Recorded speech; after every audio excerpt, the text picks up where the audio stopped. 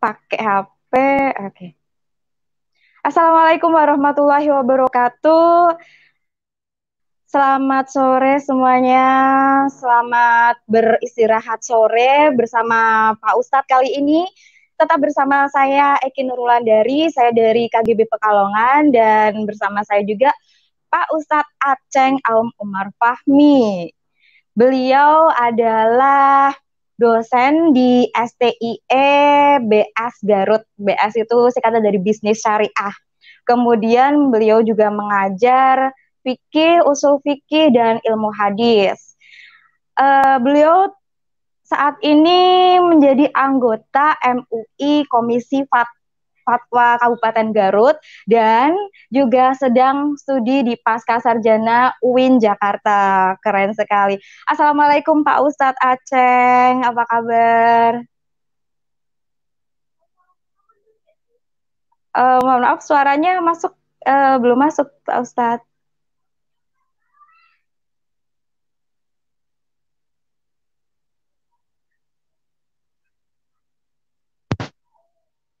Nah, oke. Baik. Halo, bisa dengar suara saya?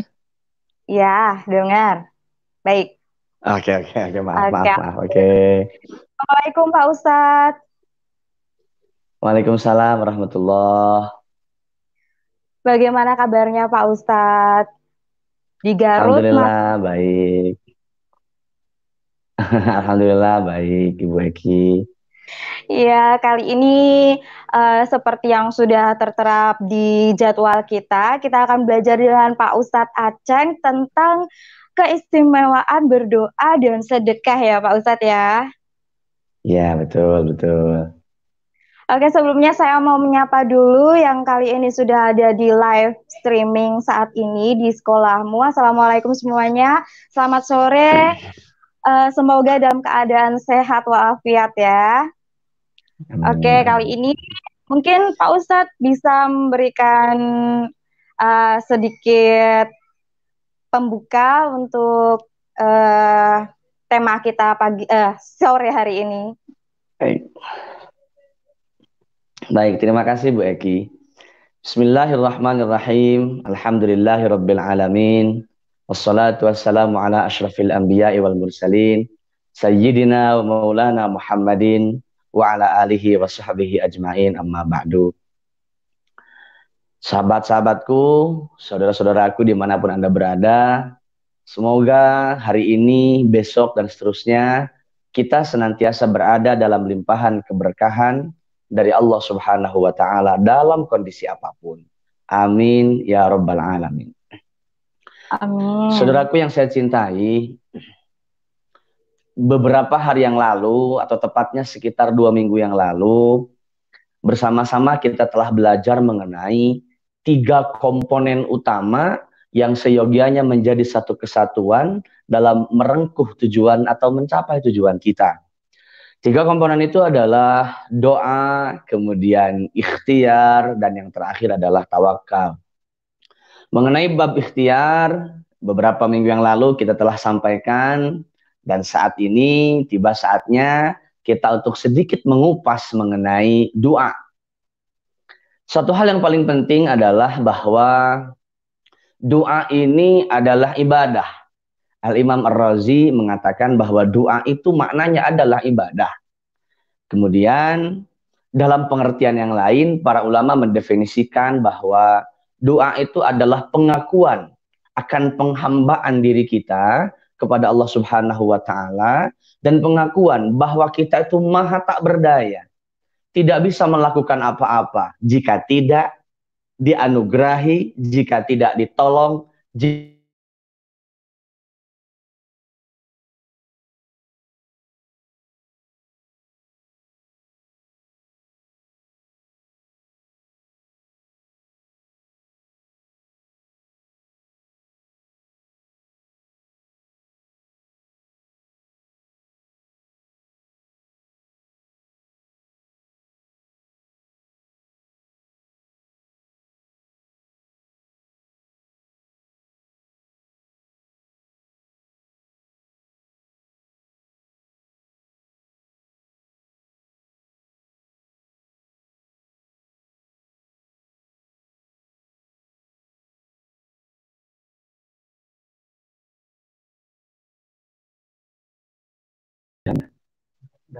Baik.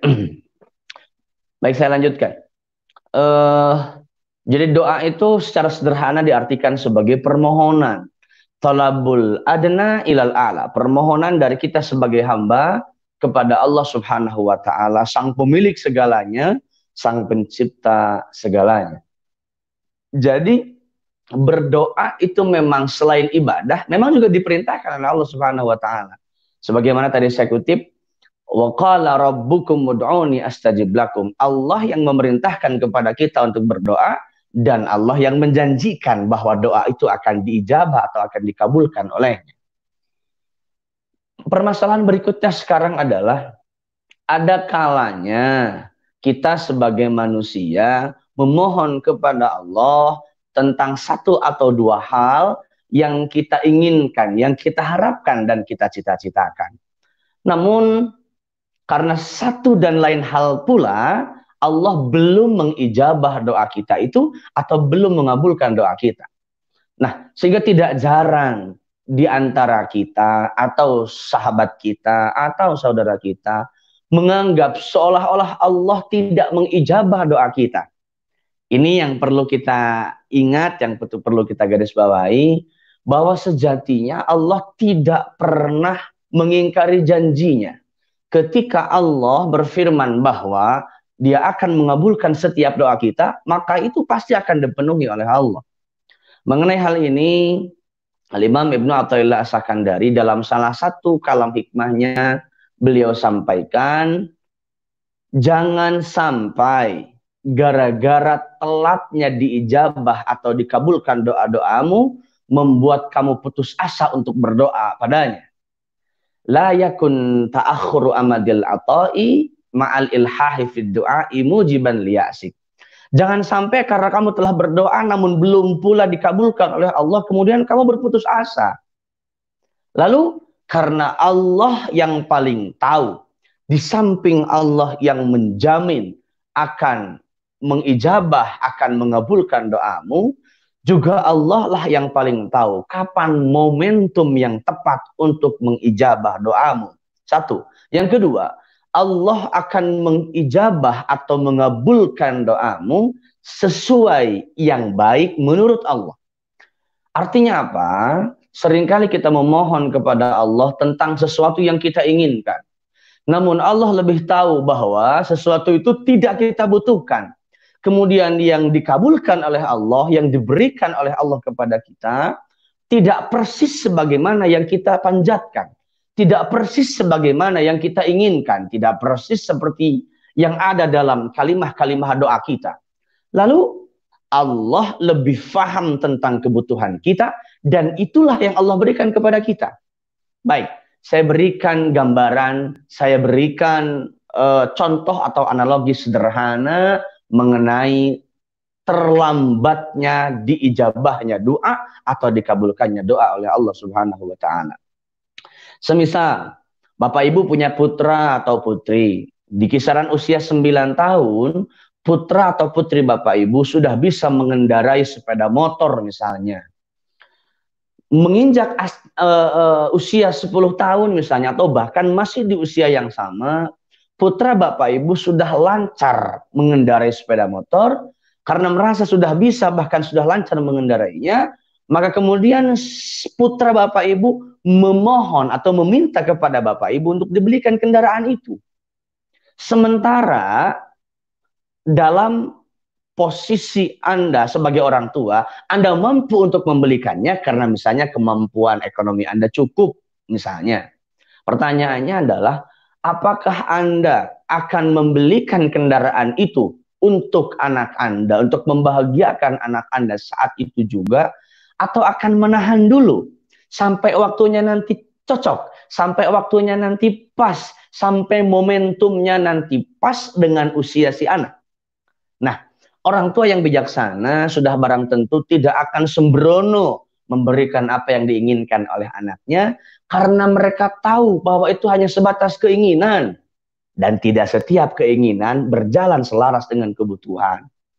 Andai kata orang tua membelikan kendaraan sebagaimana diminta atau dimohon oleh anaknya, Bisa jadi justru orang tua ini dikatakan sebagai orang tua yang kurang sayang kepada anaknya karena berpotensi membahayakan sang anak dan membahayakan orang-orang yang ada di sekitar. Ini adalah contoh yang sederhana. Tidak membelikan kendaraan bagi anak yang belum cukup umur tidak berarti si orang tua tidak sayang kepada anak atau bahkan pelit. Tidak. Namun orang tua faham betul kapan harus membelikan dan kapan belum saatnya untuk membelikan.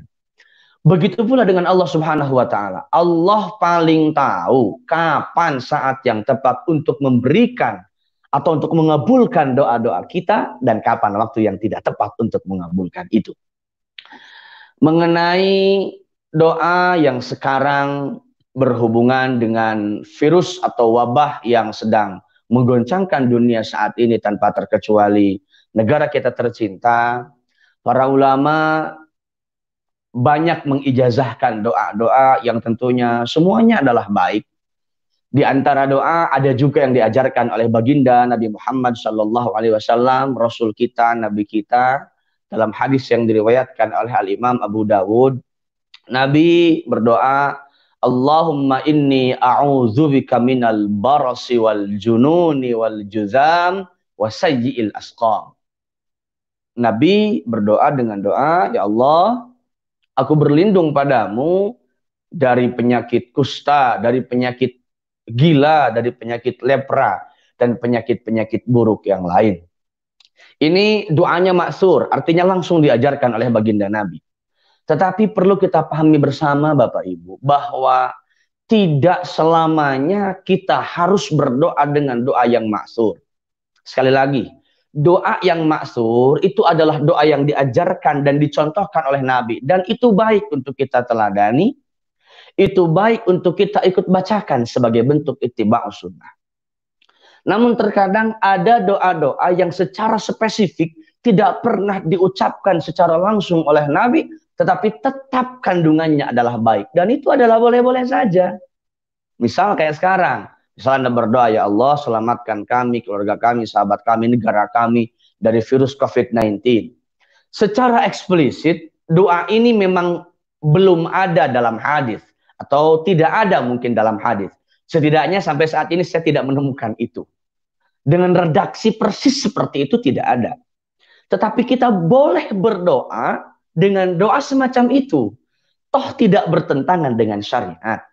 Toh berdoa itu diperintahkan oleh Allah. Sebagaimana tadi. Ud'uni astajib lakum.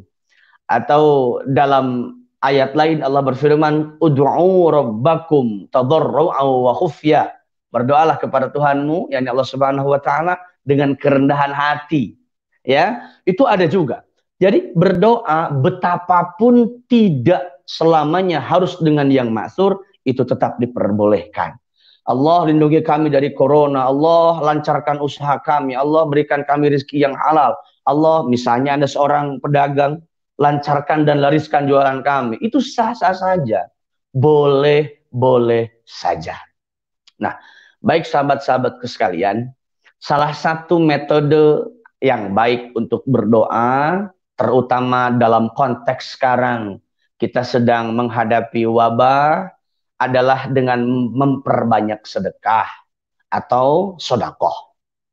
Sedekah itu sendiri ada banyak macamnya. Dalam kepala kita, dalam mindset kita, sedekah sudah terasosiasi dengan memberikan materi, baik itu uang ataupun sembako, barang, sandang, pangan kepada orang-orang yang membutuhkan. Apakah itu pengertian sodakoh? Itu termasuk sodakoh, benar. Namun Rasulullah Shallallahu Alaihi Wasallam dalam hadis riwayat Imam Ahmad dan Imam Muslim, beliau sampaikan, kullu ma'rufin sodakoh. Setiap kebaikan itu adalah sedekah. Artinya setiap manusia, setiap Bani Adam, setiap kita memiliki peluang yang sama untuk bersedekah, betapapun dengan cara-cara yang berbeda. Sedekah itu sendiri adalah ibadah yang bersifat sosial. Berbeda dengan sholat yang sifatnya adalah ritual individual, sedekah itu adalah ritual sosial atau ibadah sosial. ibadah sosial. Nah, mana yang lebih baik antara ibadah sosial dan ibadah ritual? Kita tidak sedang memperbandingkan. Namun di sini saya ingin sampaikan bahwa sedekah sebagaimana juga ibadah-ibadah sosial yang lain memiliki keutamaan yang tidak kalah hebat daripada ibadah ritual, daripada ibadah individual sebagaimana sholat, i'tikaf, baca Al-Quran. Itu semua baik. Tapi sedekah, berbagi dengan orang lain pun juga tidak kalah baik dengan ibadah-ibadah ritual itu. Malah Rasulullah SAW ketika mengatakan ma min nafsi bni Adam illa wa alaihi sadaqah. Seyogianya setiap manusia itu melakukan sedekah. Pada saat itu para sahabat bertanya, "Ya Rasulullah, dengan apa kami bersedekah?" Maka Nabi kemudian menjawab, inna abwabal khairi lakatsira." Ada banyak pintu-pintu kebaikan. Ada banyak celah-celah atau peluang-peluang kita untuk melakukan sedekah. Bisa dengan memberikan materi seperti tadi dan sudah terbiasa, memberikan uang, memberikan makanan, memberikan sandang dan seterusnya. Bisa dengan memberikan ucapan yang baik. Ngomong, bicara dengan pembicaraan yang baik, itu juga sedekah. Menyingkirkan duri dari jalan agar tidak terlewati oleh orang dan orang itu celaka, itu juga sedekah. Menyingkirkan duri dari jalan, itu juga sedekah. Membantu mengangkut barang orang. Ada teman kita, saudara kita mau pindahan dari rumah satu ke rumah yang lain, misalnya. Atau mau mengangkat barangnya ke kendaraannya. Kemudian kita bantu, itu juga sedekah. Termasuk sedekah yang paling mudah adalah diam. Maksudnya menjaga diri dari berbicara yang tidak baik kepada orang lain. Menjaga diri dari menyakiti hati orang lain. Itu juga termasuk sedekah. Jadi ada banyak ragam sedekah yang mestinya bisa kita lakukan. Maka tidak heran kalau Nabi kemudian sabdakan, setiap perilaku yang baik itu adalah sedekah. Nah, terkait dengan sedekah, ada kaidah fikih yang sangat bagus dan sangat menarik. Dikatakan di sana al-muta'addi afdalu minal qasir. Kebaikan yang sifatnya menular, kebaikan. Mohon maaf, ini bukan virus ya.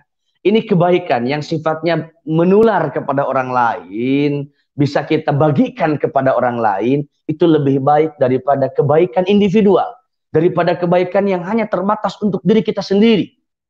Al-muta'addi aula minal qasir. Kebaikan sosial itu lebih utama daripada kebaikan individual. Itu dalam kaidah fikih. Di samping itu Nabi dalam hadis musalsalnya menyampaikan ar-rahimuna yarhamuhumur rahman. Orang-orang yang memiliki jiwa welas asih, orang-orang yang memiliki jiwa penyayang, pencinta, maka dia akan dicintai, disayangi, dikasihi oleh zat yang maha pencinta, oleh zat yang maha penyayang. Artinya, ya tentu Allah Subhanahu wa ta'ala. Kalau kita sayang kepada makhluk-makhluknya Allah, maka sudah barang tentu Allah akan sayang dan cinta kepada kita. Makanya lanjutan hadisnya, irhamu man fil ardi yarhamukum man fis sama. Sayangilah makhluk Allah yang ada di bumi, maka malaikat-malaikat Allah yang ada di langit akan menyayangi kalian. Ini adalah salah satu motivasi bagi kita agar kita senantiasa meningkatkan kadar kualitas ketakwaan kita, salah satunya dengan cara meningkatkan kesalehan sosial kita. Sekarang kita sedang menghadapi musibah berupa wabah yang sudah menggencarkan dunia, sehingga ada banyak saudara-saudara kita, sahabat-sahabat kita yang sedang dirundung kecemasan, kegalauan, ketidakpastian, karena tertutup aksesnya untuk mencari nafkah, tertutup aksesnya untuk bekerja, untuk belajar, dan untuk banyak hal. Tapi di sisi yang lain, pada kesempatan yang sama, ini juga merupakan kesempatan yang baik bagi kita yang diberikan kelebihan oleh Allah, baik kelebihan harta atau kelebihan tenaga, untuk bersedekah sebanyak-banyaknya dan sebaik-baiknya kepada sahabat-sahabat kita, saudara-saudara kita yang membutuhkan. Salah satu hikmah sedekah yang disabdakan oleh Nabi dalam hadis riwayat Al-Imam At-Tabarani adalah as-sadaqatu tasuddu as-sadaqatu tasuddu baba sab'ina minasu. Sedekah itu bisa menutup as-sadaqatu tasuddu sab'ina baban minasu. Mohon maaf. As-sadaqatu tasuddu sab'ina baban minasu. Sedekah itu bisa menutup 70 pintu keburukan. Kita berharap dengan bersedekah, kita berharap dengan berbagi, maka Allah akan menutup peluang-peluang keburukan terjadi kepada kita. Ini yang sering kita dengar dari sahabat-sahabat kita, dari guru-guru kita. As-sadaqatu tadfa'ul bala, katanya. Sedekah itu adalah menolak keburukan atau kejelekan. Maka ini seiring dengan hadis as-sadaqatu tasuddu sab'ina baban minasu. Sedekah itu dapat menutup 70 pintu kejelekan. Demikian, mudah-mudahan apa yang saya sampaikan bisa bermanfaat bagi sesama umat Islam, bisa bermanfaat bagi seluruh umat manusia pada umumnya.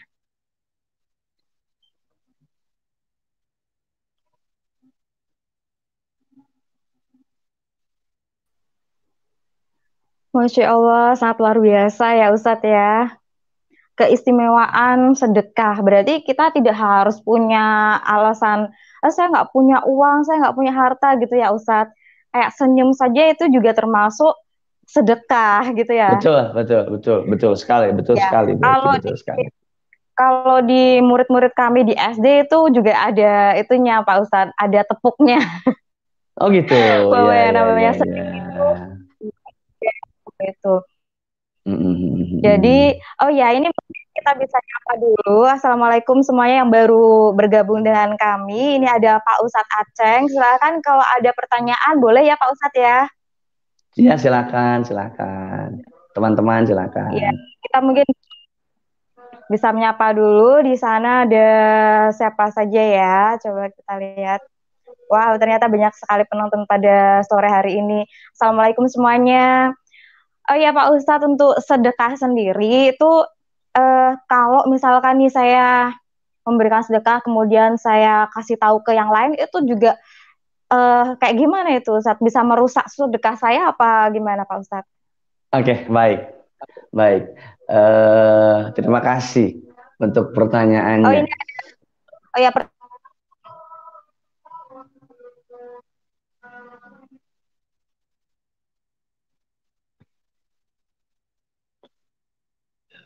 Ini ada masuk pertanyaan ya. Saya pernah mendengar hadis bahwa saya jawab dulu yang tadi. Bagaimana hukumnya memberikan sedekah sementara orang lain tahu?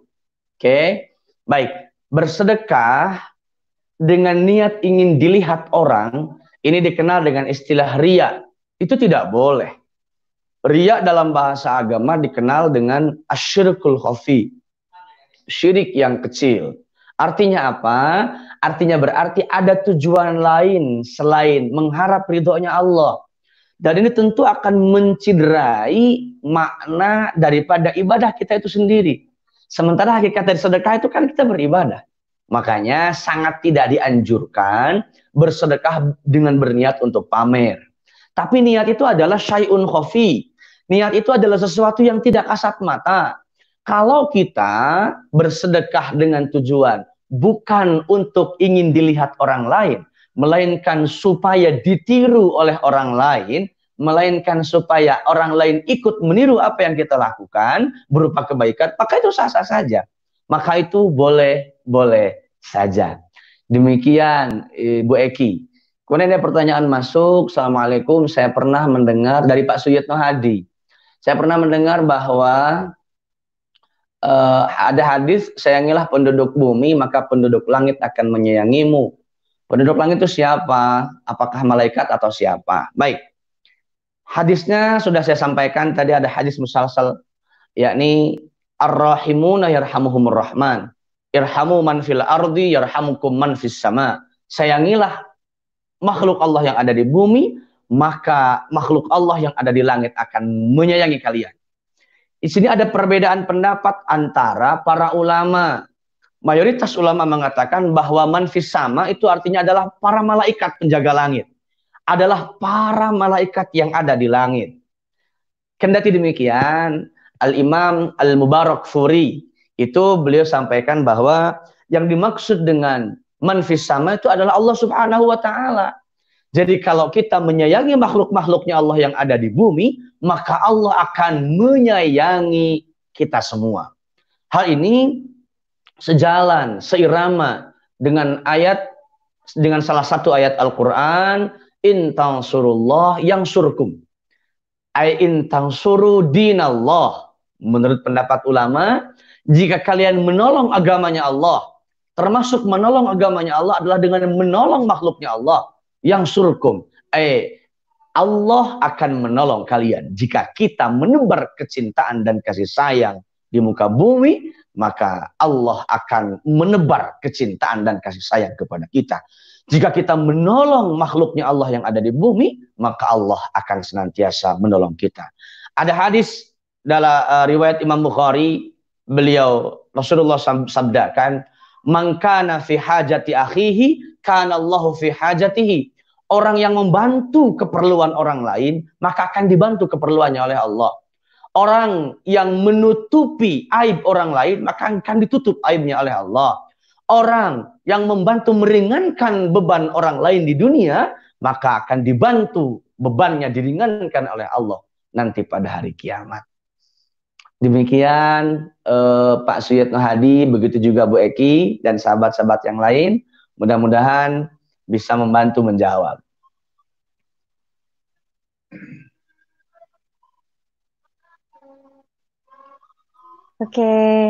Oke, Pak Ustadz. Wow, luar biasa ya. Itu tadi pertanyaan-pertanyaan tentang sedekah ya, Pak Ustadz ya.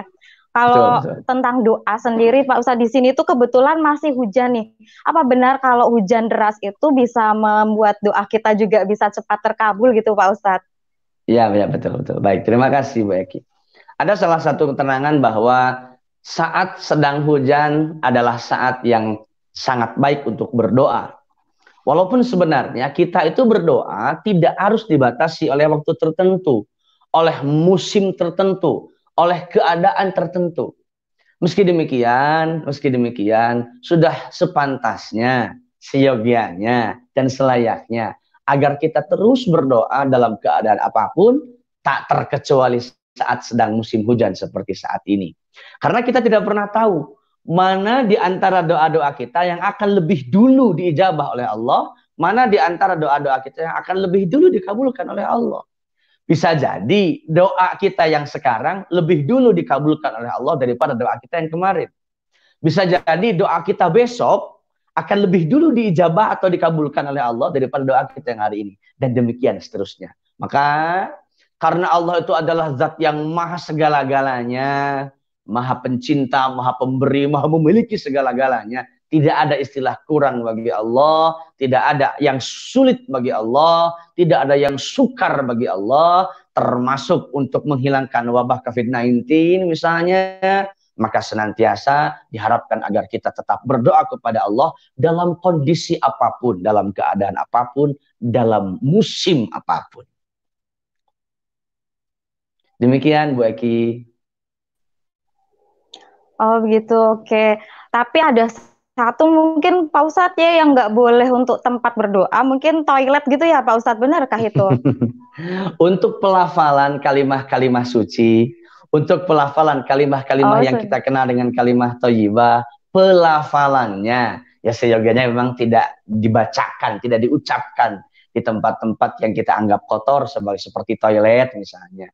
Namun untuk senantiasa mengingat Allah dalam hati tidak ada tempat, artinya tidak ada tempat ini itu tetap kita senantiasa harus mengingat Allah. Tetap kita harus senantiasa berzikir kepada Allah dan memohon doa kepada Allah. Betapapun doa itu tidak terucapkan secara lisan, betapapun doa itu hanya diungkapkan dan diucapkan dalam hati, karena Allah senantiasa tahu dan mengetahui terhadap hati kita. Baik, berarti walaupun kita misalkan nggak terucap gitu ya Pak Ustadz, tapi tetap insya Allah itu bisa terijabah jika Allah mengizinkan ya Pak Ustadz ya. Betul sekali. Iya, Allah benar Maha sekali. Tahu, betul sekali. Tapi mungkin lebih lebih afdolnya kalau diucapkan ya Pak Ustadz ya. Betul, betul. Sebenarnya ada silang pendapat antara para ulama yang satu dengan ulama yang lain. Ada yang mengatakan, nggak perlu untuk mengucapkannya. Kenapa? Karena Allah sudah tahu apa yang ada dalam isi hati kita. Ada yang berpendapat demikian. Bahkan ada yang merasa sungkan, merasa malu kepada Allah untuk mengucapkan doa-doanya, untuk memohon apa yang dia harapkan. Ada. Ini tidak berarti bahwa dia tidak melaksanakan perintah Allah, ud'uni astajib lakum tadi. Bukan. Tetapi ada orang yang saking mantapnya kepada Allah, dia yakin tanpa harus mengucapkannya, Allah pun sudah tahu apa yang ada dalam hatinya. Tapi sebagian ulama berpendapat, akan lebih afdol, akan lebih baik, akan lebih utama jika selain di hati kita panjatkan, juga dalam lisan kita panjatkan, kita langitkan kepada Allah Subhanahu wa ta'ala. Demikian Mbak Eki. Oke. Ya, oke. Mungkin satu pertanyaan lagi bisa nggak ya ini ya? Waktunya itu ternyata sudah lebih. Sudah lebih ya. Coba, betul. coba satu pertanyaan lagi mungkin kita bisa solkan. Masih ada pertanyaan tidak? Oke, ini ya Pak dari Anggi Abdul Muhyi. Assalamualaikum warahmatullahi wabarakatuh. Pangersa, bagaimana cara menanggapi orang yang sering iri terhadap sodakoh yang kita lakukan, padahal kita nggak niat ria. Juga hukumnya bagaimana ini Pak Ustadz? Okay. Baik, terima kasih Pak Anggi Abdul Muhyi. Semoga Anda dan keluarga sehat selalu. Bagaimana menanggapi orang yang suka iri terhadap sodakoh kita, padahal kita nggak niat ria? Begini. Ada kisah yang sangat menarik dalam Al-Quran, yaitu tentang Luqman Al-Hakim ya, seorang bijak bestari yang kita kenal dengan Luqman Al-Hakim. Luqman Al-Hakim dalam salah satu kisah yang sangat fenomenal dan sering diutarakan oleh guru-guru kita, ketika beliau naik ke kendaraan bersama anaknya, ketika beliau di atas, anaknya di bawah, dikomentari oleh orang-orang, ini bapak ini kok nggak kasihan sama anaknya. Akhirnya bapaknya turun, anaknya naik. Lewat ke orang-orang. Orang-orang masih mengomentari. Anak gak sopan katanya. Gak tahu diri. Bapaknya di bawah, dianya di atas. Akhirnya dua-duanya naik ke atas. Barang dua-duanya naik ke atas, ini orang gak bapak, gak anak. Sama-sama gak tahu diri. Orang keledai segede gitu kok dinaikin berdua gitu. Akhirnya turun dua-duanya lalu dipanggul. Diangkat dua-duanya. Udah dipanggul, udah diangkat. Orang-orang masih komentar aja. Ini orang nggak bapak, nggak anak, sama-sama gila katanya. Kenapa? Udah jelas itu kendaraan, bukannya dinaikin, kok malah menaikin. Maksudnya apa? Begini, kita tidak akan pernah terlepas dari komentar orang. Kita tidak akan pernah bisa melepaskan diri dari omongan atau dari komentar, dari komentar orang-orang yang ada di sekeliling kita, baik itu positif ataupun negatif. Jangankan kita sebagai manusia biasa yang terkadang lupa, terkadang salah. Nabi kita saja, Nabi Muhammad SAW, yang selama hidupnya tidak pernah berdosa, selama hidupnya tidak pernah melakukan kesalahan, banyak ke orang yang komentari jelek, banyak ke orang yang mengisukan beliau sebagai tukang sihir, banyak orang yang mengisukan beliau sebagai tukang siiran, tukang melantunkan puisi begitu. Banyak orang yang memfitnah beliau dengan beragam fitnah. Padahal semuanya tidak benar. Dan Nabi itu adalah maksum. Nabi itu adalah dijaga oleh Allah dari segala bentuk noda dan dosa. Kepada Nabi saja masih ada komentar-komentar buruk dan negatif. Apalagi kepada orang seperti kita. Yang perlu kita tekankan adalah yang tahu sejatinya hati kita, niat kita, ikhlaskah atau riyakah, hanya Allah Subhanahu wa ta'ala. Biarkan apa kata orang. Ada saat di mana kita harus membuka telinga kita selebar-lebarnya agar bisa menerima masukan, saran-saran positif, masukan dan segala macam. Ada saatnya kita harus menutup telinga kita serapat-rapatnya di saat kita sedang melakukan kebaikan, sudah berniat baik, dan hanya kita yang tahu dan Allah. Kemudian orang-orang berbicara dengan komentar-komentar yang negatif. Biarkan saja, kita tidak perlu memedulikan komentar-komentar negatif itu. Toh itu tidak akan mengurangi nilai pahala kita. Toh itu tidak akan menambah nilai pahala kita. Ya sudahlah, biarkan saja.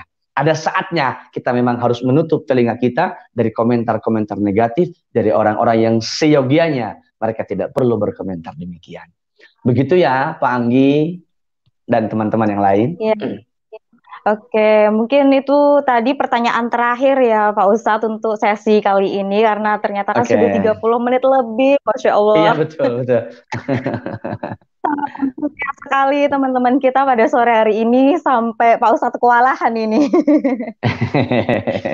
Terima kasih Pak Iya, Ustadz. iya. Oh ya, Pak Ustadz bisa memberikan sedikit penutup untuk rangkuman pada tema sore hari ini, Pak Ustadz. Baik, baik. Saudara-saudaraku, sahabat-sahabatku sekalian yang saya cintai, jangan pernah lelah untuk berdoa. Karena kita tidak tahu, dan hanya Allah yang tahu, kapan momentum yang pas untuk mengabulkan doa-doa kita. Dan Allah paling tahu apa yang kita butuhkan, dan dengan cara apa Allah akan mengabulkan doa kita. Itu yang pertama. Yang kedua, sedekah sebagai ibadah sosial adalah termasuk salah satu cara yang sangat efektif untuk meningkatkan kualitas keimanan kita, untuk meningkatkan kualitas ketakwaan kita kepada Allah Subhanahu wa taala. Karena Nabi pun mencontohkan itu. Sehingga dengan meningkatkan ibadah sosial, kita berharap kita bisa semakin disayangi oleh Allah dan semakin dekat dengan Allah Subhanahu wa taala. Amin, amin ya Rabbal Alamin. Terima kasih untuk Pak Ustadz pada sore hari ini sudah menyempatkan waktu untuk berbagi ilmu agama. Masya Allah, sangat bermanfaat sekali. Oh ya, terima kasih juga Amin. pada para penonton pada sore hari ini yang ikut live streaming ya Pak Ustadz ya.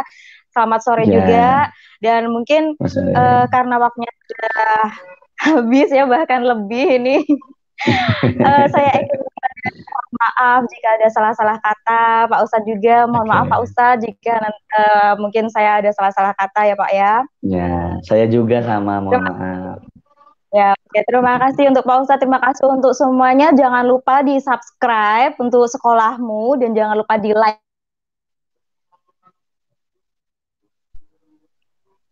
Baiklah, demikian dari kami, dari saya dan Pak Ustadz. Mohon maaf jika ada salah-salah kata. Wassalamualaikum warahmatullahi wabarakatuh. Selamat istirahat dan selamat mungkin yang mau materi selanjutnya selamat belajar kembali. Terima kasih. Assalamualaikum Pak Ustadz. Assalamualaikum semuanya. Assalamualaikum warahmatullahi wabarakatuh.